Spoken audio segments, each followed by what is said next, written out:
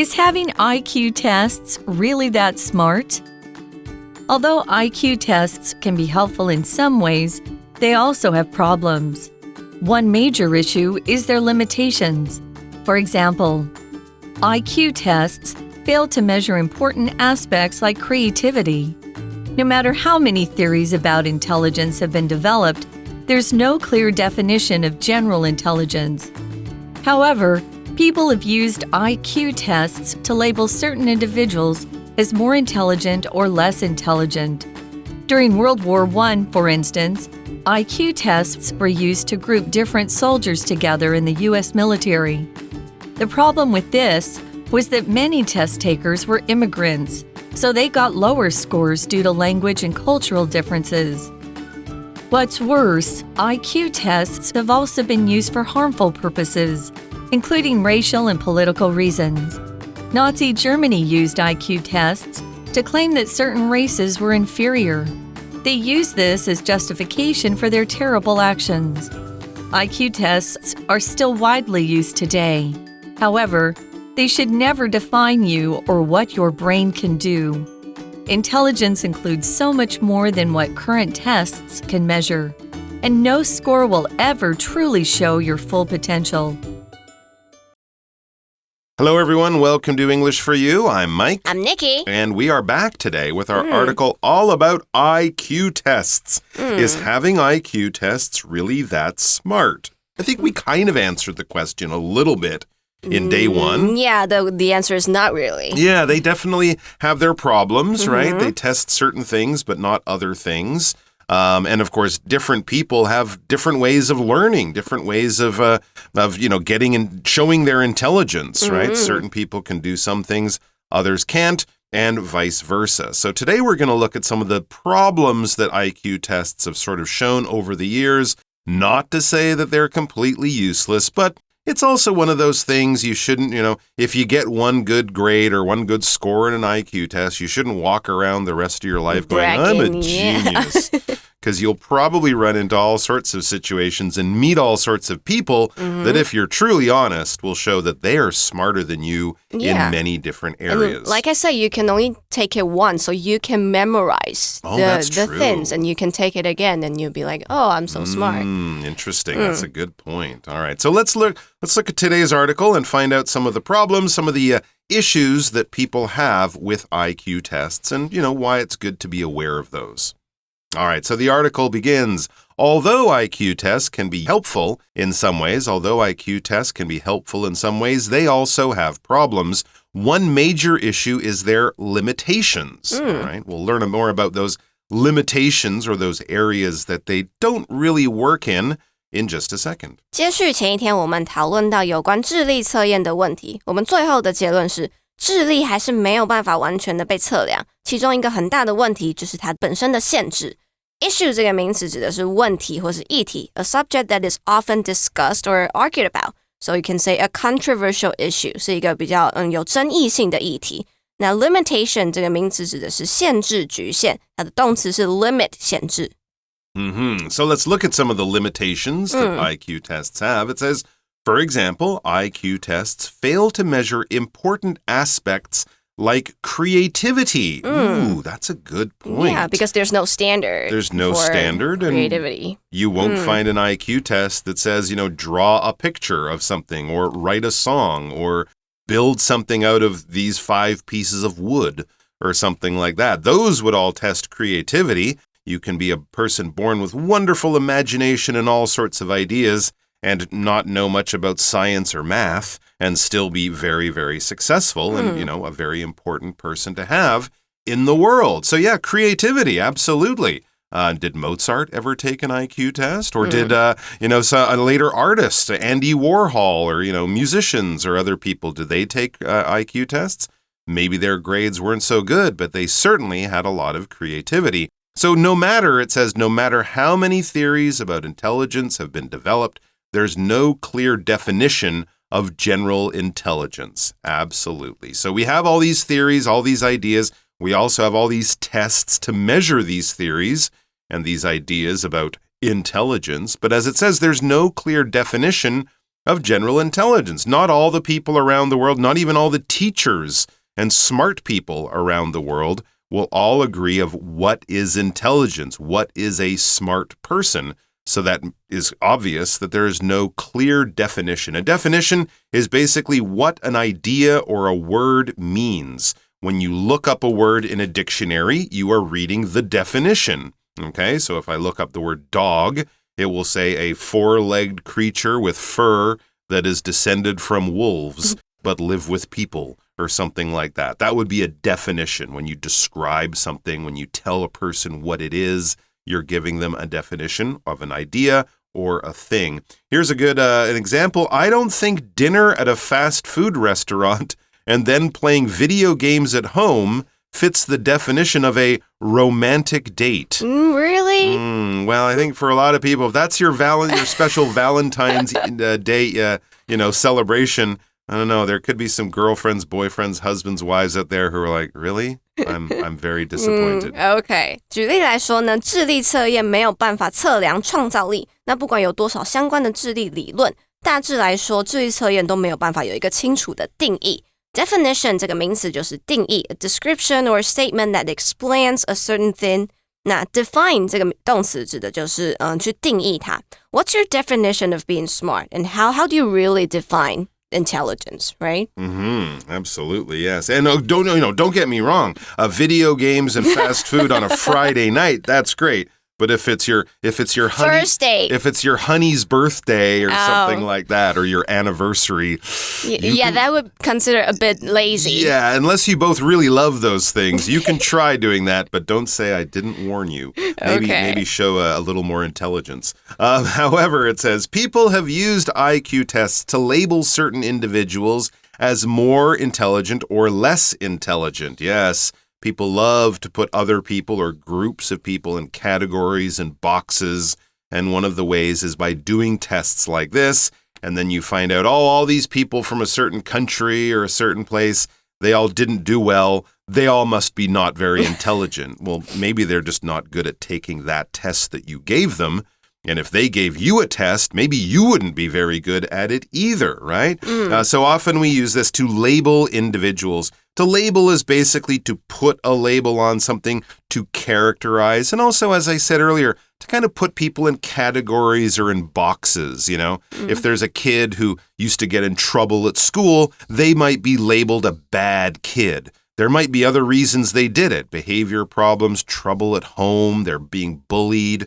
Who knows? But once you label the kid as a bad kid, well, maybe the teachers won't be so nice to them, won't try to get them to learn well, and those kids could end up having an unsuccessful or a difficult life. For example, this snack has been labeled as health food, even though there's a lot of sugar in it. So it probably shouldn't be labeled as health food. Maybe junk food. And often when we put markings on things in stores, we also might call that a label as well. 但是呢，大家已经用这样的测验来归类比较聪明或者是比较不聪明的人。Label 当动词的时候，指的是把某一个东西归类为另外一个东西。那它也可以是名词，指的是标签。All right, so let's look at one of these times when people used IQ tests to label groups of people in a certain way. It says during World War I, for instance, IQ tests were used to group different soldiers together in the U.S. military. Okay, so the Army was doing this during World War I. So again, this is more than 100 years ago, 1914 to 1918, although America only joined in 1917. This is the U.S. military we're talking about. I mentioned the Army. The military are basically the country's fighting forces, the Army, the Navy, the Air Force, things like that. So if we talk about all of those different soldiers and sailors and the different equipment they use, the different places and ways that they fight, but all of them as a group, we call that the military. Okay, so the professional fighting forces for a country and their government. For example, Jeff's dad had a long career in the military and retired as a general. So he probably spent 30 or 40 years in the Army, Air Force, something like that, and ended up as a very high-ranked officer, a general in the military. 那实际会用在哪里呢？像是第一次世界大战的时候，智力测验就被用来把不同的军人士兵分类。Military 这个名词指的是军队、军方，或者是我们也可以说是 Army。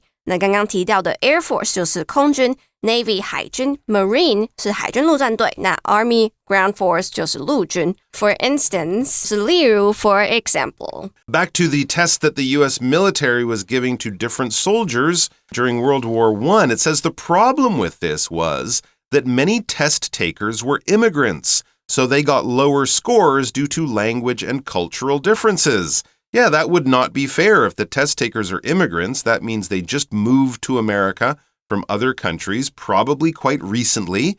Maybe they moved as children. Maybe they were born in America, but they were raised by people who were Italian or Russian or German or Irish or, from other parts of the world. Language differences, cultural differences. If you don't live in the country and know how everything works, a lot of things that seem normal to local people can be very strange and weird to you. This actually happened to me when I was in England. As a young student, I took some tests to go to a school back in Canada. My English scores were very good. My math scores were really, really terrible. So the school in Canada was like, well, his English was good, the math was terrible. Why? All of the questions on the math test were talking about using Canadian money.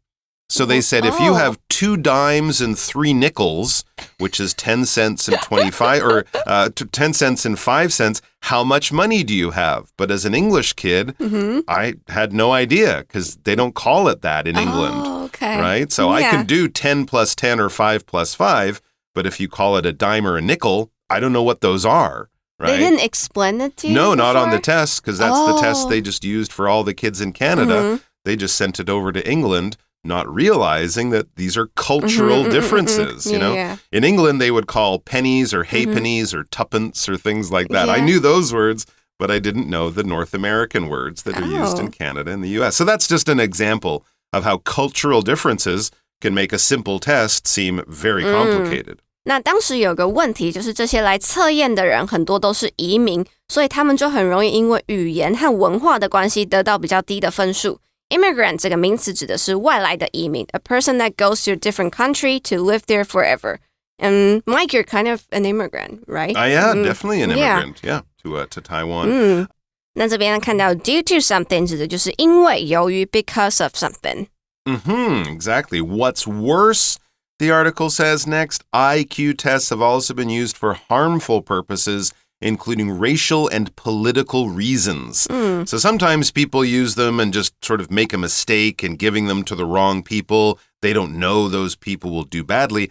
Other times they've given them to people to sort of try to show that they're not intelligent and not for a good reason, not to help them, but to kind of make them look bad for harmful purposes, including racial and political reasons. We don't like black people. Let's give them a test that's made for white people. The black people will do badly on it. Prove that, black people aren't smart.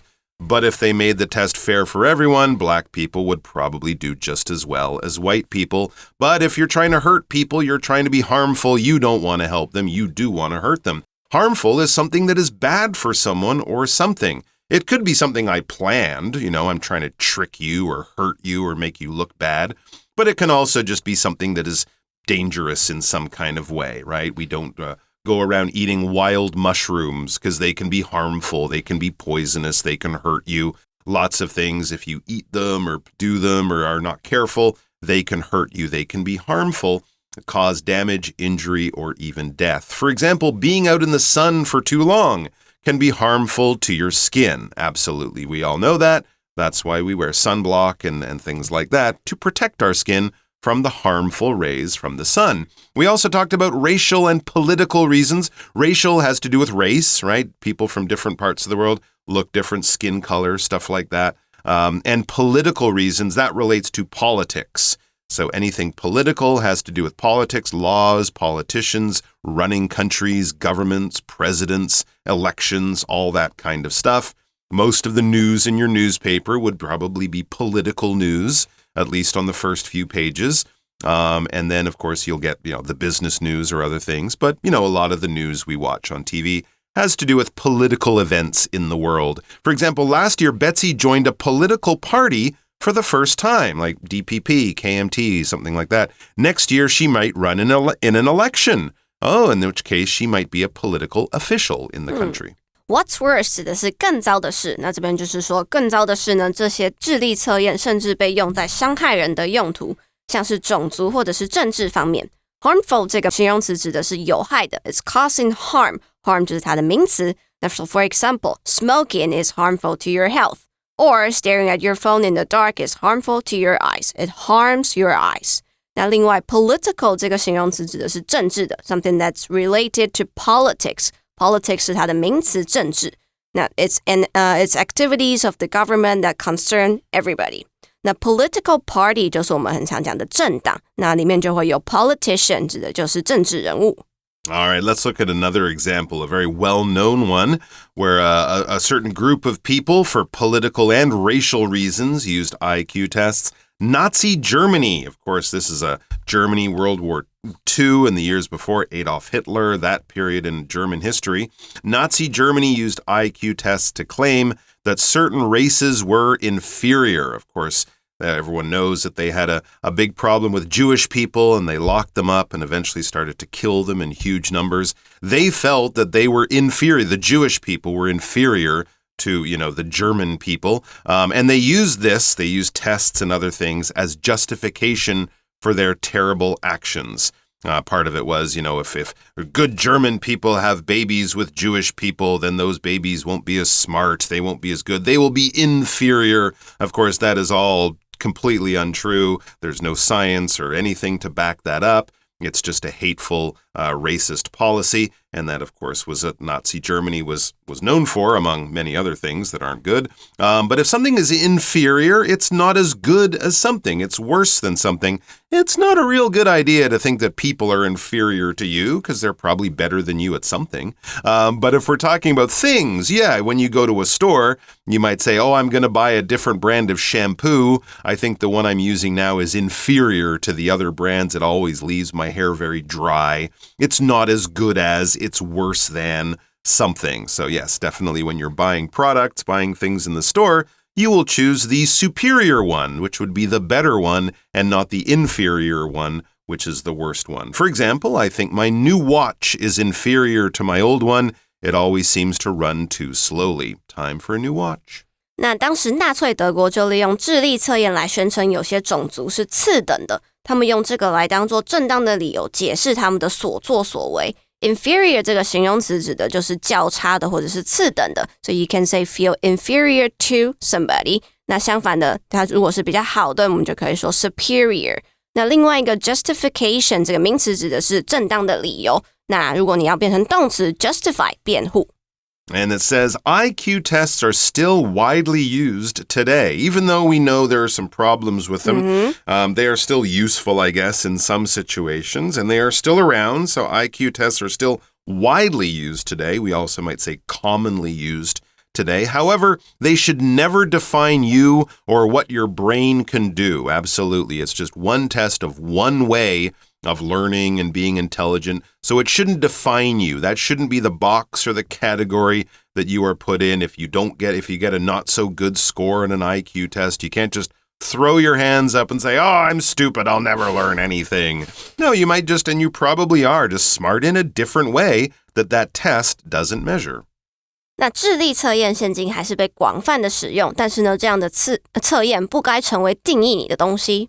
Intelligence includes so much more than what current tests can measure, and no score will ever truly show your full potential.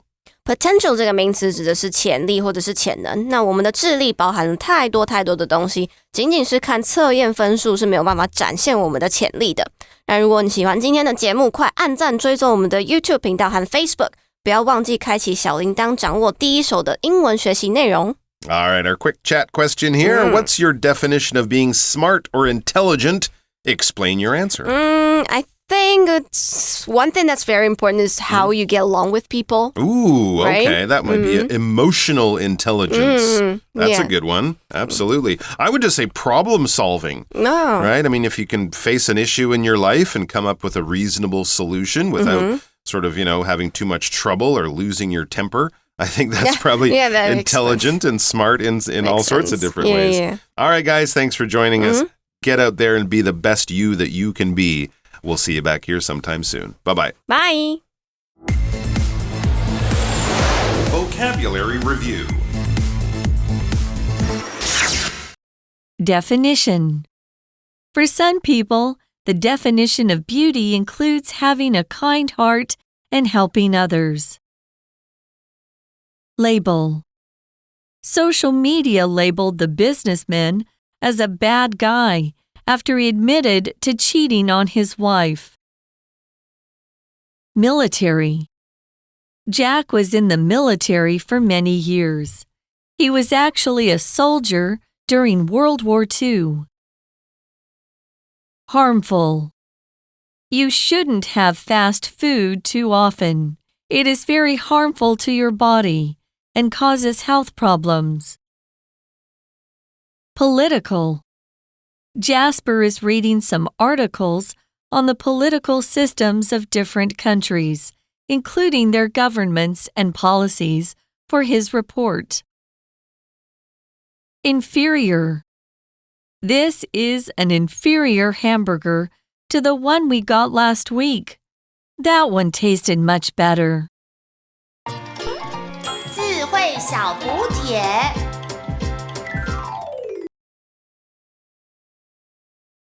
Issue. Limitation. Immigrant. Justification. Potential.